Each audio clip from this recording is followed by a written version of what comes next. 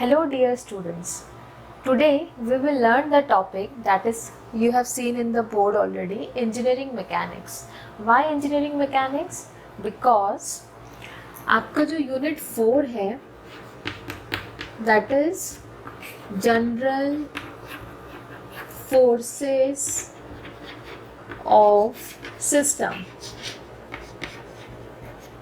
For the students of first year, जो first year में है उनके लिए बोल रही हूँ, बेसिक सिविल के सिलेबस में यूनिट 4 जो है वो है जनरल फोर्स ऑफ सिस्टम, जिस वजह से हमको क्या पढ़ना पड़ेगा, मैकेनिक्स। क्यों? क्योंकि हमारे यहाँ पे ये टर्म आ गया है फोर्स, जहाँ पे जिस भी बॉडी पे आपका कोई भी फोर्स एक्सटर्नली या इंटरनली अप्लाई हो रहा हो, कैसे भी किसी भी कंडीशन पे, और जिस वजह से इस फोर्स की वजह से जब बॉडी आपकी आइदर रेस्ट में होगी या फिर आपकी बॉडी मोशन में होगी, रेस्ट में आइदर मोशन में, due to the reason of this forces आपकी बॉडी का जो फिजिकल स्टेट होगा वो कहलाएगा engineering mechanics. It is the science of the physical state of a body when different type of forces are acting internally or externally, whether the body is in rest or in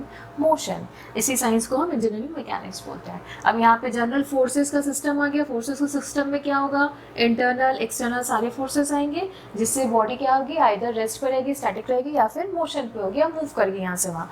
तब हमको engineering mechanics की ज़रूरत पड़ेगी। इसीलिए basic concept of engineering mechanics is required here. अब आप क्या करेंगे, ये यूनिट 4 जो है जनरल फोर्स ऑफ सिस्टम, ये बेसिक सिविल इंजीनियरिंग का 4th यूनिट का सिलेबस में है। बट जो स्टूडेंट्स फर्स्ट टाइम इसको देख रहे हैं उसमें इंजीनियरिंग मैकेनिक्स का समहाउ उससे बहुत ज़्यादा ही, not somehow, it's more than enough portion of engineering mechanics का बेसिक जो है फोर्सेस का और लॉस का, वो आपको इस यूनिट में देखने मिल जाएगा। तो if you want you can see this video also. Engineering mechanics के बेसिक जो लॉज है फोर्सेस के, जो सिस्टम है फोर्सेस का, वो आप इसमें से पढ़ सकते हैं, ठीक है। और जिनके सिलेबस में है उनके लिए तो वेल एंड गुड है, आपको तो पढ़ना ही है। चलिए, what is engineering mechanics you have seen now. According to engineering mechanics आपकी बॉडीज रिजिड होते हैं। It's a type, right, it's a type of engineering mechanics.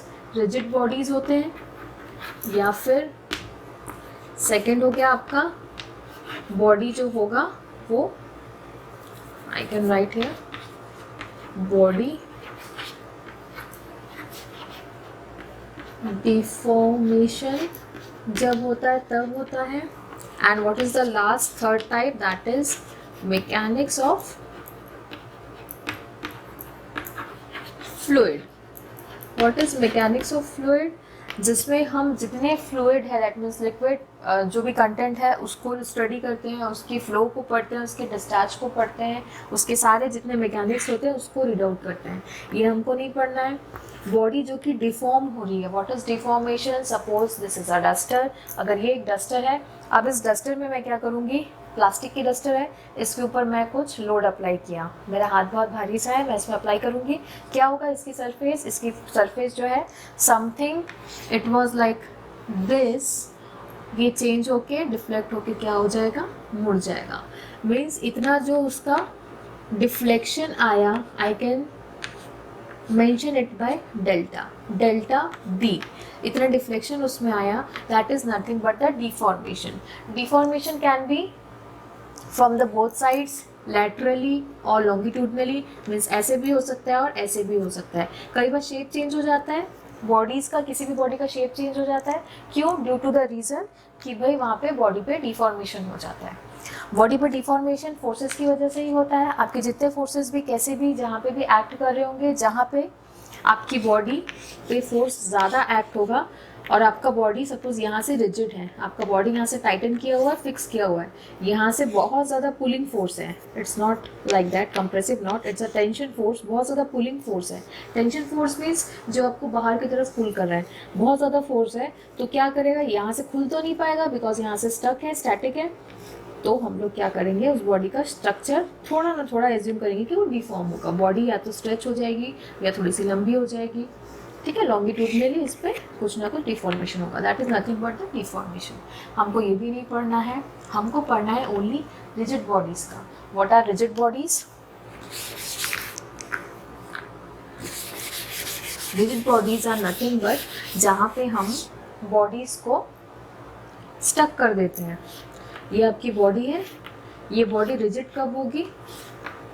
जब मैं इसको किसी से बांध दूंगी, मीन्स बांध दूंगी, not like that, it was like कि मैं उसको इधर इधर से स्टक कर दी हूँ, यहाँ से मूव नहीं हो रहा है, यहाँ से मूव नहीं हो रहा है, ये यहाँ से ऐसे मूव हो सकता है, अगर फोर्स ज़्यादा लगा तो यहाँ से मूव हो सकता है, फोर्स ज़्यादा लगा तो यहाँ बॉडी डिफॉर्म हो सकती है। दैट मीन्स इसको आप ऐसे नहीं समझेंगे, इसको आप एक काम करिए, डायरेक्ट सिंपल बॉडी पे रखते हैं, ज़्यादा टफ एग्जाम्पल नहीं। ये बॉडी यहाँ पे रखिए, रिजिड बॉडी पे, रिजिड बॉडी का सबसे अच्छा एग्जांपल है भाई, आप वुड ले लो, आयरन ले लो, एक ऐसा सॉलिड कंपोनेंट जो कि अपना स्ट्रक्चर चेंज नहीं करता है बहुत जल्दी, अपना शेप चेंज नहीं करेगा, डिफॉर्मेशन नहीं होगा। इन शॉर्ट में कहने का मतलब डिफॉर्मेशन नहीं होगा। अगर बॉडी को जैसे पहले करके स्ट्रक कर दूँ तो आपको डिफॉर्मेशन समझाने में मुझे प्रॉब्लम होगी, इसलिए मैंने इसको सिंपल बॉडी में कन्वर्ट किया। डिफॉर्मेशन मतलब इसमें बॉडी का स्ट्रक्चर, शेप कुछ भी चेंज नहीं होगा, एक रिजिड बॉडी है, आई कैन से it's an iron block.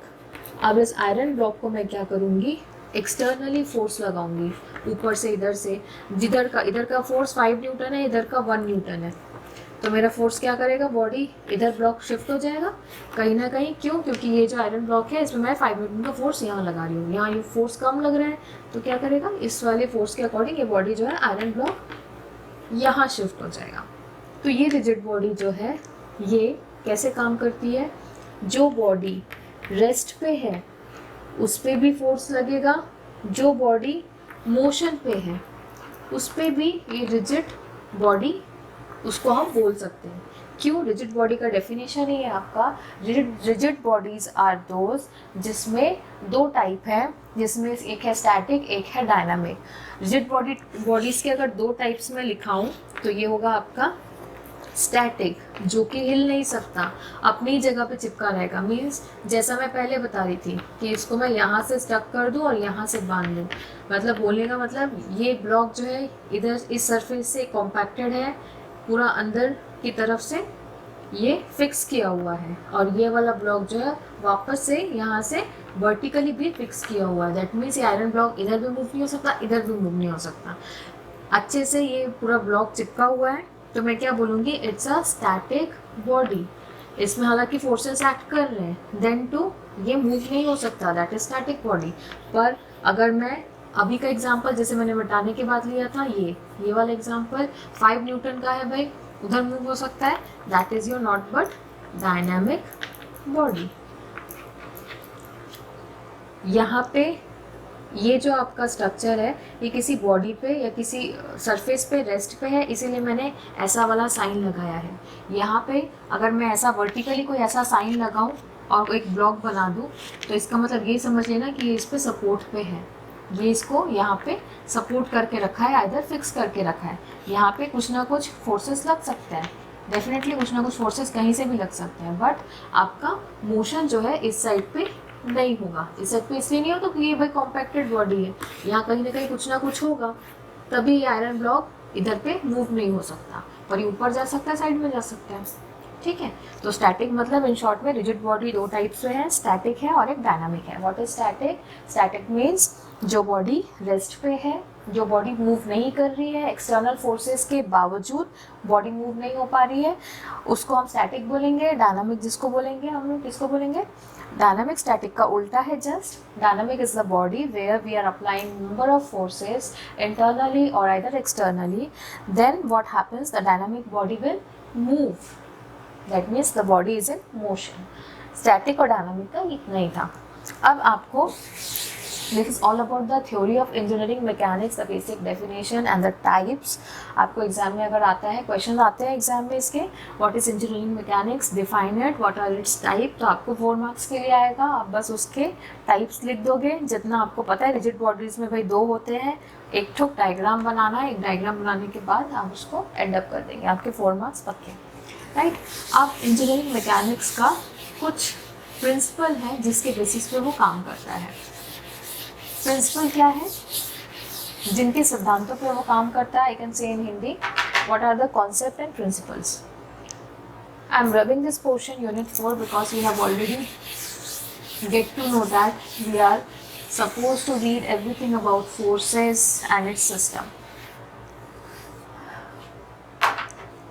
This is the concept behind, or I can say the principles. These are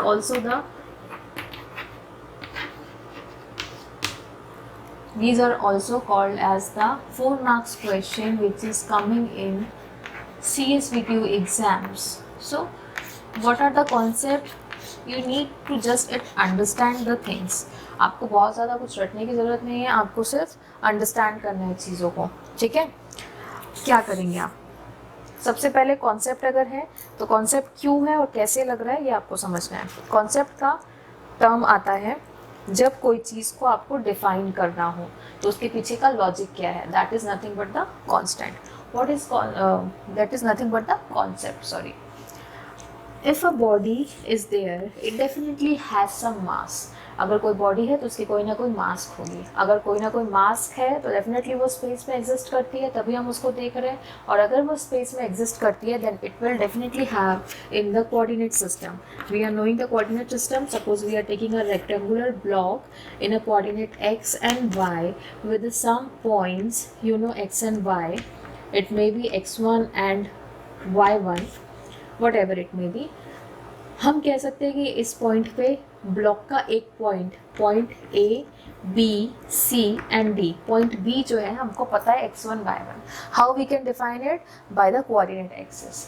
like that if I need to define its length CD, I need to do this, I can say I need to do the length measurement according to the coordinate. जितना x axis पे इसका length होगा, जितना इसका unit होगा, I can consider it as a length of the body. और y axis में जितनी इसकी विड्थ होगी that I can consider it as a y axis. वाई एक्सिस के डिस्टेंस को मैं विड्थ कंसिडर कर लूँगी और एक्स एक्सिस की लेंथ को या जितनी भी इसकी डिस्टेंस है उसको मैं लेंथ कंसिडर कर लूँगी. जेड एक्सिस का जो भी होगा, ये तो एक्स वाई को मैंने ड्रॉ किया. Z axis is what? Z axis is just like this from the center. I can't show you in this blackboard but I can say कि z axis में अगर वो 3D में दिखाएंगे आपको तो आपको अच्छे से दिखेगा. It's like a cube जिसका एक एक्सिस जो है यहाँ पे भी रहेगा. और अगर मैं इसको बहुत अच्छे से डिफाइन करूँ तो yes I can also make a diagram like it's a x axis, it's a z axis and it's a y axis. Okay. अब अगर मैं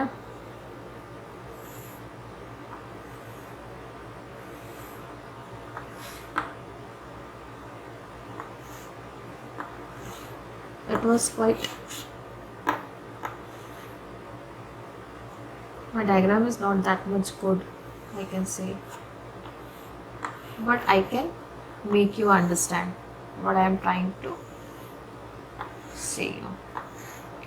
It is a cube in which I will use the colored chalk.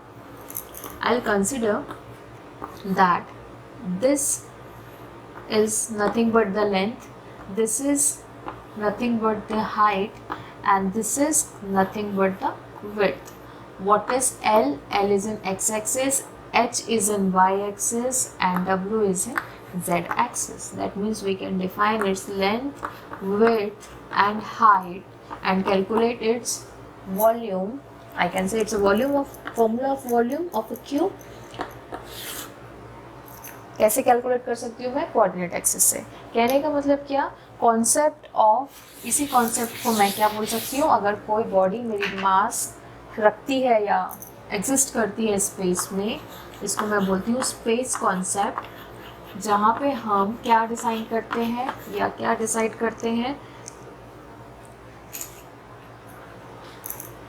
Length of the body. Length और आई can से जितना भी आपका जो भी होगा, विड्थ हो गया, हाइट हो गया, जो पर्टिकुलर डिस्टेंस है पॉइंट्स का, उसको आप डिफाइन कर सकते हो स्पेस कॉन्सेप्ट में, that is your space concept. Next is your time concept, I can से टाइम कॉन्सेप्ट। टाइम कॉन्सेप्ट कैसा होगा? टाइम कॉन्सेप्ट में आप मोशन का स्टार्ट टाइम,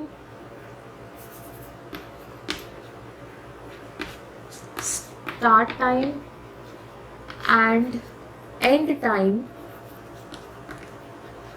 जस्टिफाई कर सकते हो। How? In physics you have already read that if a body is moving or start to move with the time xyz, or it stops at the time xyz1, right? So you can define the time of the starting of movement and at the end of the movement, that is nothing but the time concept. You can also define the time so that आपको कभी भी अगर ऐसा हो कि भाई आपको कुछ चीज़ें फाइंड आउट करनी है, आपको स्पेस में सारी चीज़ें लेंथ वगैरह मिल गई, पर आपको टाइम नहीं पता कि कितने टाइम से मूव हो रही है। इन प्रैक्टिकल एप्लीकेशन स्पेशली जब आपको नहीं पता है कि एक चक्का कितने टाइम से घूम रहा है, उसकी इफिशिएंसी कितनी होनी चाहिए, तो हम इफिशिएंसी कैसे काउंट आउट कर सकते हैं कि वह कितने टाइम से वर्क कर रहा है? अकॉर्डिंग टू कहीं ना कहीं टाइम आपका डायरेक्टली प्रोपोर्शनल है वर्क डन के। ठीक है, आप जो भी काम करेंगे उसका अंदाज़ा आप कैसे लगा सकते हैं कि भाई कितने टाइम से वर्क हो रहा है, उस हिसाब से उसकी इफिशिएंसी कम हो जाएगी, ज़्यादा हो जाएगी, like that. Now what is next? This is a space, it's a time. This is next is nothing but the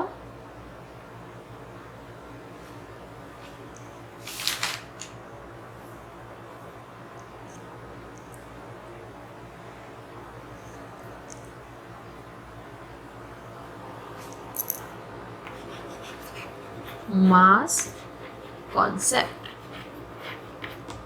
What is mass concept? It shows the behavior of body. What is behavior of body? If anything which contains some mass, it can define that आपका मास के according आपका body weight में जितने भी forces act होंगे उसके according वो move होगा, कि स्टिल रहेगा, मीन्स स्टैटिक होगा, कि डायनामिक होगा, या फिर उसका बिहेवियर कैसा होगा बॉडी का। अगर वो लिक्विडी फॉर्म में है तो मैं उस मास को कैसे कंसिडर करूँगी? As in liquid form. पर अब सॉलिड कंटेंट में है तो उस मास को मैं सॉलिड फॉर्म में कंसिडर करूँगी। बिहेवियर ऑफ द बॉडी बोलेगा, दैट मीन्स अगर एक डस्टर है ये और इसके नीचे स्पंज लगा हुआ है, ऊपर का जो डस्टर का पार्ट है that is of plastic, but नीचे का जो पार्ट है दैट इज़ ऑफ स्पंज, तो इसका मास डिफरेंट होगा, इसका मास डिफरेंट होगा। इसके मास में क्या होगा? कहीं ना कहीं स्पंज में एयर वर्ड्स है, स्पेस है, तो ये कॉम्पैक्ट भी हो सकता है। इसका मास क्या है अभी आपको ज़्यादा दिख रहा है, बट ये कॉम्पैक्ट भी हो सकता है। बट प्लास्टिक में ऐसा नहीं है। प्लास्टिक में कैसा है आपका? सिंपल बिहेवियर में जैसा मास आपको दिख रहा है जिस शेप का, उसी शेप का है। तो मास का कॉन्सेप्ट एक होता है बॉडी में जिसको हम क्या करते हैं, कहीं ना कहीं कंसिडर करते हैं जब हम फोर्सेस को एक्ट करा रहे हैं किसी भी बॉडी पे। Next is your, last is your overall hero of the subject, that are forces. What are forces? Forces can change the direction or defines the directions. Defines the directions.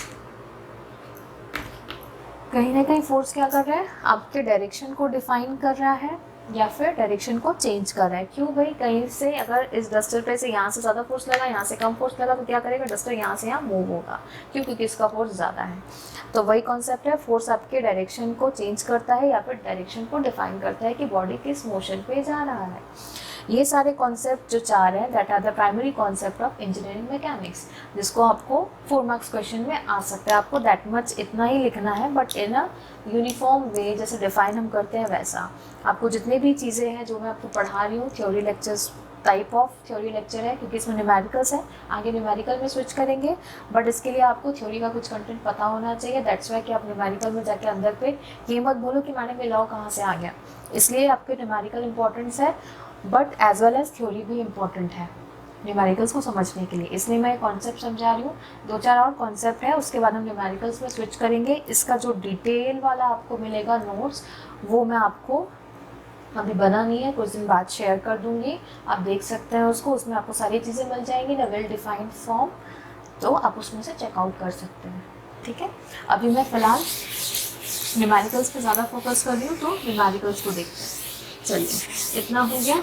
अब कुछ चीज़ें आती हैं, जैसे मैं बोलूँ कि सम आर द लॉज। जैसे हम कॉन्सेप्ट पढ़े थे, प्रिंसिपल्स देखे थे, अब कुछ कॉन्सेप्ट के बाद प्रिंसिपल्स पे ध्यान देते हैं। वो जो था वो कॉन्सेप्ट था, हम कॉन्सेप्ट और प्रिंसिपल दोनों पढ़ना था। जैसे मैं बोल रही थी कि भाई वो कॉन्सेप्ट और प्रिंसिपल मान के चल सकते हो, तो कॉन्सेप्ट हमने देख लिया। अब कॉन्सेप्ट के बाद हम प्रिंसिपल देखेंगे। What is principle? Principle means, concept means कि भाई उसके सिद्धांत पे वो चल रहा है कि भाई ये चीज़ होनी चाहिए, लेंथ होनी चाहिए, मास होनी चाहिए, ये सारी चीज़ें। प्रिंसिपल मीन्स उसके लिए आपने जो भी कॉन्सेप्ट है, कॉन्सेप्ट के लिए कुछ फॉर्मूलेज निकाले होंगे, या कुछ फॉर्मूला आपने किया होगा कि कुछ ना कुछ एप्लीकेबल होता होगा, कुछ ना कुछ लॉ उसमें लगता होगा। तो that are nothing but the laws. Principle means laws. Like concept क्या है आपके कॉलेज का या स्कूल का, कि स्टूडेंट्स आएंगे, पढ़ेंगे, सारी चीज़ें करेंगे। And what are the principles of a school? Not that principle which is in a head position. Principles क्या है आपके स्कूल का, कि आपको स्कूल यूनिफॉर्म में आना है, यूनिफॉर्मली पढ़ना है, सारी चीज़ें। तो यहाँ पे प्रिंसिपल्स को अगर मैं डिफाइन करूँ, तो कहीं ना कहीं मेरा फर्स्ट प्रिंसिपल है Newton's laws. First, second and third. Everybody knows this. In physics of 12th standard you have already studied. What is the first law of Newton? I'm just revising this one more time.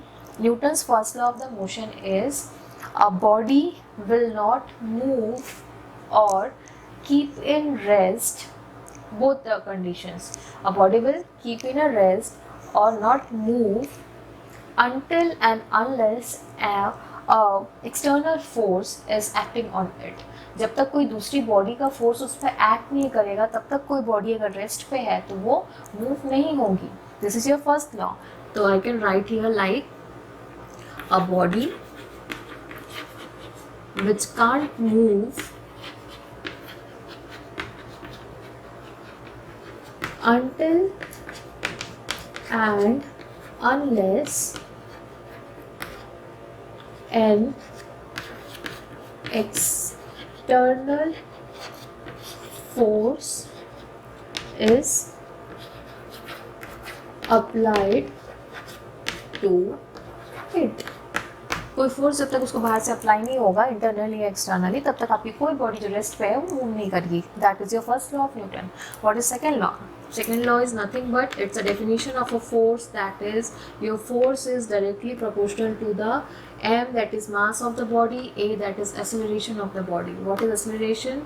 Acceleration means किस गति से वो आगे जा रहा है। कोई force लगा है उसमें, तुम किस गति से आगे जा रहा है, उस गति को आप कैसे डिफाइन कर सकते हो? भाई जितना फोर्स लगा है वो डायरेक्टली प्रोपोर्शनल है आपके एक्सेलरेशन के। I can say it in a short form, अगर आपको याद रखना है, F equals to m is equals to mass here and a is equals to acceleration. I think आप लोगों को सबको बहुत अच्छे से कॉन्सेप्ट पता होगा। What is third law? Third law is very easy. Everybody is like same, जैसे third law होता है, आजकल के लोग भी वैसे ही हैं और peoples are like that. The action of any force is the reaction which we are getting from that, but in a opposite direction. जितना फोर्स आपका लगेगा उसका इक्वल मैग्नीट्यूड का फोर्स आपको वापस रिटर्न मिलेगा in a opposite direction. Likewise, I can say there is a force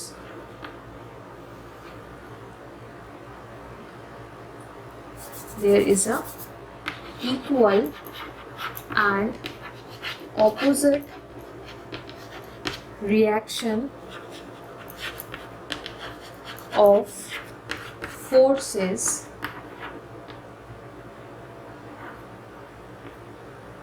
but in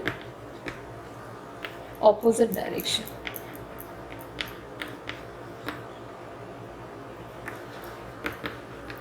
that means जितना force आप अप्लाई करोगे उसका रिटर्न आपको मिलेगा बट इन अपोजिट डायरेक्शन। ये एक मिरर है, आपने एक मिरर पे एक बॉल को स्ट्रक करके मारा, वो बॉल वहाँ से टकराएगी with same magnitude F force के साथ, वो वापस आएगी आपके पास, ये बॉल यहाँ से वापस आएगी विथ एफ फोर्स। लेकिन फोर्स का डायरेक्शन कैसा है, जब वो गई थी तब इस डायरेक्शन में थी, आई है तो इस डायरेक्शन में आई है। This is the law of Newton's third law, right. अब आपका नेक्स्ट जो प्रिंसिपल है वो है Newton's law of gravitation. What is Newton's law of gravitation, आप लोग पढ़ चुके हैं। Newton's law of gravitation means, लिख देते हैं हम, this is Newton's law of gravitation. What is Newton's law of gravitation, it is nothing but the defined as G, जिसमें हम किसी दो पर्टिकुलर पॉइंट्स का क्या करते हैं, मासेस का प्रोडक्ट करते हैं और एक कांस्टेंट जो है जी उसमें ऐड करते हैं। और आई कैन से नीचे मैं क्या करूँगी, जितना डिस्टेंस होगा जिसको मैं आर से डिफाइन करती हूँ, जनरली हर बुक में आर से डिफाइन किया हुआ है, उसका square. What is am here, it's a mass of particle 1, it's particle 1. What is m2, m2 is mass of particle 2। कैसे डिफाइन करेंगे Newton's law of gravitation, 2 points है, पॉइंट ए एंड बी, इन दोनों points के अंदर एक attraction है, जिस attraction को मैं, जिस वे से ये अट्रैक्ट हो रहा है उनके बीच के डिस्टेंस को मैं r मान लेती हूँ। इस a वाले पॉइंट का मास m1 है, b वाले पॉइंट का जो भी होगा पार्टिकल उसका मास m2 है। तो ये m1 m2 जो मास है पार्टिकल के और ये जो डिस्टेंस उनके बीच में r है, तो जो ग्रेविटेशन लॉ है वो क्या होगा, डायरेक्टली प्रोपोर्शनल होगा इनके मासेस के और इन्वर्सली प्रोपोर्शनल होगा आपके जो भी r जो दिख रहा है आपको डिस्टेंस बिटवीन देम। मैं ये चीज़ को बोल सकती हूँ। What is G, G is nothing but the gravitational constant, जिसको हम लोग क्या लेते हैं 9.81। What is the law of this, 9.81